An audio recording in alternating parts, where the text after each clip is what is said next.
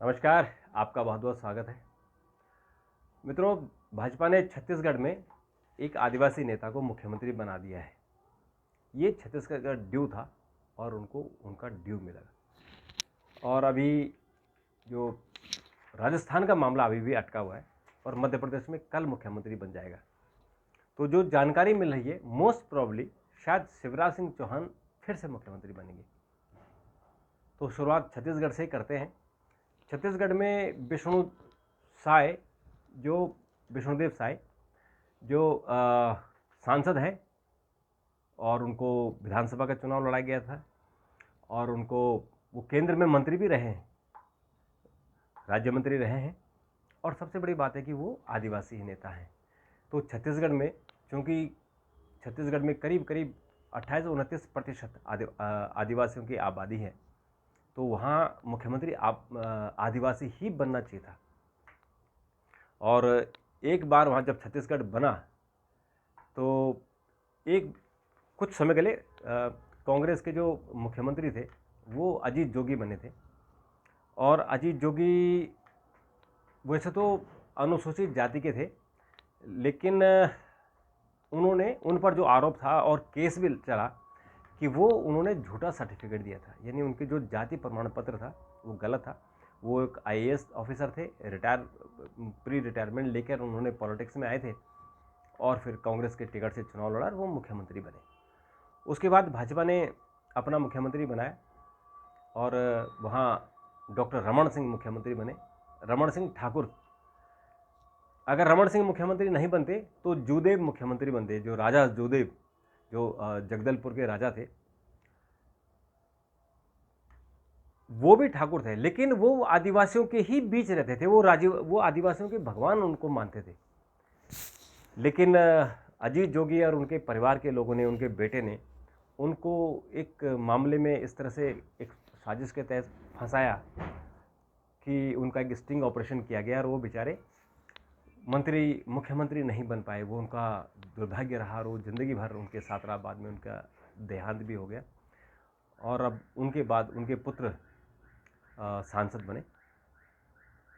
तो जूदेव अगर छत्तीसगढ़ के मुख्यमंत्री बनते तो शायद मुख्यमंत्री वहाँ छत्तीसगढ़ की तस्वीर ही कुछ और होती, क्योंकि जूदेव का जो असर था, जितने जो मिशनरी हैं उन्होंने जितने लोगों को क्रिश्चियन बनाया था, वो उन्होंने उनके पांव धो के वापस उनका धर्मांतरण किया था, उनको हिंदू बनाया था, उनकी घर वापस से की थी।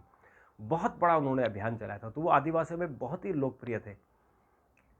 और जसपुर के, जगदलपुर नहीं, वो जो जसपुर के राजा थे और तो उन्होंने बहुत बड़ी संख्या में आदिवासियों को कि उन्होंने घर वापसी कराई थी। बहुत बड़ा उन्होंने अभियान चलाया था। तो अगर ये अमित जोगी उनका इंस्टिंग नहीं करवाते तो शायद वो आज मुख्यमंत्री होते। और उसके बाद आपने देखा कि जूदेव भी चुनाव हारे और अमित जो उनके बेटे थे भी चुनाव हारे। और इस चुनाव में जो अभी चुनाव हुआ था, उन्होंने एक अलग पार्टी बनाई और तीनों चुनाव हार गए। यानी अमित जोगी भी चुनाव हारे, अमित जोगी की पत्नी भी चुनाव हारी और अमित जोगी की माता भी चुनाव हारी, तीनों चुनाव हार गए।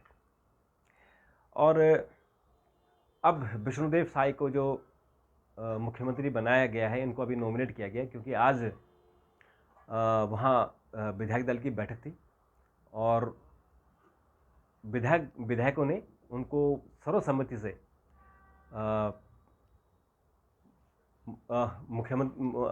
मुख्यमंत्री के लिए चयन किया। और ऐसी खबर आ रही है कि 2 उप मुख्यमंत्री होंगे। एक तो जो वहाँ पर विजय शर्मा है, क्योंकि जो उनके साथ एक जो आदिवासी ही मुख्यमंत्री होंगे, उप मुख्यमंत्री होंगे, और एक अपर कास्ट का यानी विष्णु शर्मा उप मुख्यमंत्री होंगे। तो 2 लोगों का नाम चल रहा है और अभी उन्होंने सरकार बनाने का उन्होंने दावा पेश कर दिया है। तो विष्णुदेव शर्मा बहुत ही सरल सज्जन व्यक्ति हैं और उन्होंने जो चुनाव लड़ा, उनको सांसद रहते हुए विधानसभा का टिकट दिया गया था, उन्होंने चुनाव लड़ा। और कहीं कुछ उनका बयान आपने नहीं सुना होगा, क्योंकि प्रधानमंत्री नरेंद्र मोदी के साथ एक बात है कि जिसका नाम आया, यानी अखबार में जिसका नाम आया उसका नाम गया। छत्तीसगढ़ से रेणुका सिंह का नाम बहुत आया, वो भी केंद्र में मंत्री थी, उनको विधानसभा का चुनाव लड़ा गया था और उनकी बेटी ने खूब प्रचार किया और कहा कि वो उनकी माता को जो है मुख्यमंत्री बनना चाहिए क्योंकि वो आदिवासी हैं और महिला हैं और बीजेपी का अभी तक कोई महिला मुख्यमंत्री नहीं है। तो ये बात शायद केंद्रीय नेतृत्व को पसंद नहीं आई होगी, तो रेणुका सिंह को जेपी नड्डा ने बुलाया भी था, समझाया भी था और उनको वापस भेजा था कि आप छत्तीसगढ़ जाइए।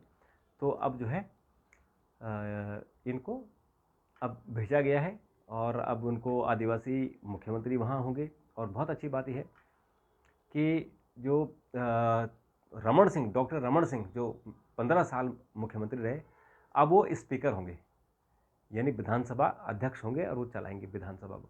तो ये बहुत अच्छी बात एक होगी। और आपको बता दें कि इस बार छत्तीसगढ़ में भाजपा को बहुत बड़ा समर्थन मिला है। जो छत्तीसगढ़ की आदिवासी इलाकों की जो कुल सीटें हैं, करीबन 30-32 सीटें हैं और पहले वहाँ बीजेपी को 4-5 सीटें मिलती थी, इस बार 14 सीटें मिली हैं। 15 सीटें बीजेपी को मिली है लेकिन 14 सीटें कांग्रेस को, बीजेपी को मिली है, 15 सीटें कांग्रेस को मिली है। तो जो 4 सीटें थी वो 14 हो गई।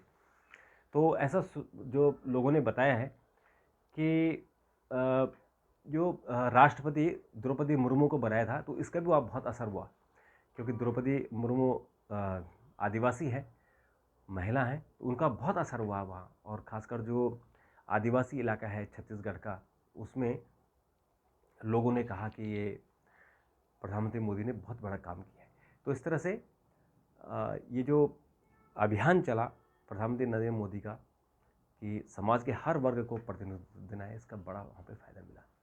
तो ये तो छत्तीसगढ़ का मामला पूरा हो गया। अब मध्य प्रदेश में कल विधायक दल की बैठक होगी और उसमें भी नए दल का नेता होगा, नए नेता का चयन होगा। और जो भी खबर आ रही है कि शायद शिवराज सिंह चौहान को बना सकते हैं क्योंकि शिवराज के कारण, यानी चुनाव में शिवराज ने जितनी ताकत झोंकी थी उसका नतीजा हुआ कि भाजपा को बड़ी जीत वहाँ मिली है। और वैसे तो जो केंद्रीय नेतृत्व चाह रहा था कि वहाँ नया जो मुख्यमंत्री हो, नया चेहरा हो, लेकिन कुछ आरएसएस की तरफ से भी इंडिकेशन है कि उन्होंने अच्छा काम किया है, महिलाओं में उनकी अच्छी पकड़ है, 50% महिलाएं वोट देती हैं। तो जो आदमी चुनाव जीत रहा है उसको न बनाने से उनके साथ अन्याय होगा।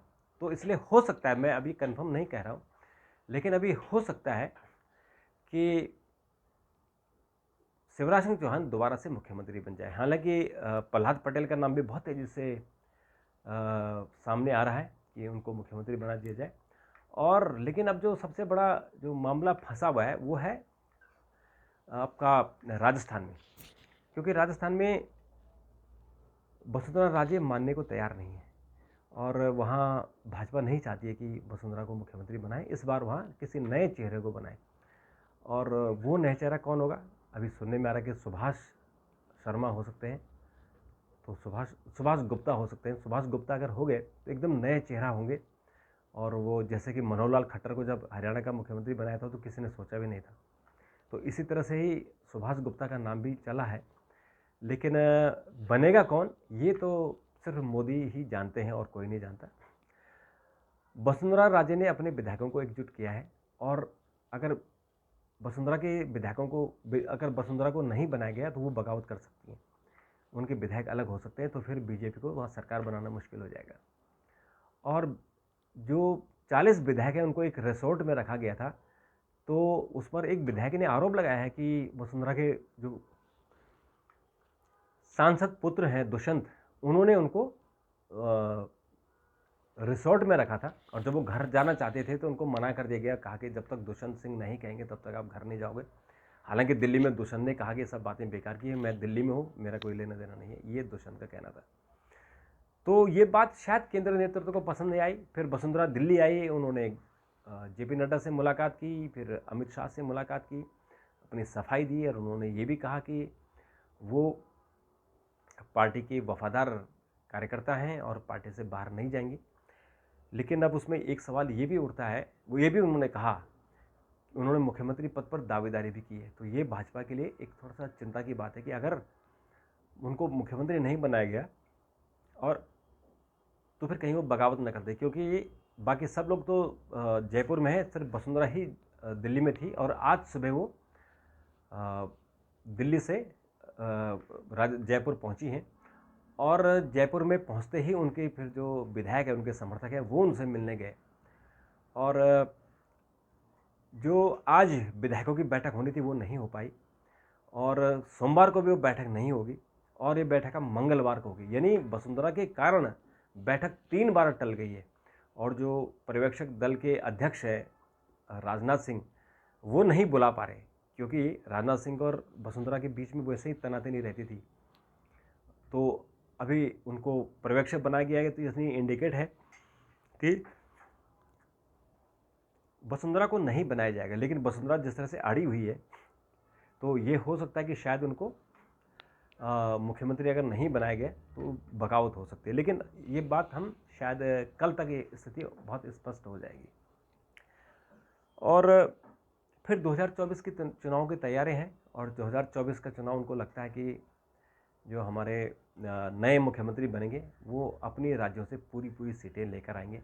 जैसे कि योगी आदित्यनाथ यूपी की सीटें लेकर आएंगे, और छत्तीसगढ़, मध्य प्रदेश और राजस्थान में सबसे ज़्यादा सीटें इन तीनों राज्यों में मिलाकर, और राजस्थान को मिला दें तो ज़्यादा सीटें बनती हैं। तो यहाँ के मुख्यमंत्रियों की जिम्मेदारी है।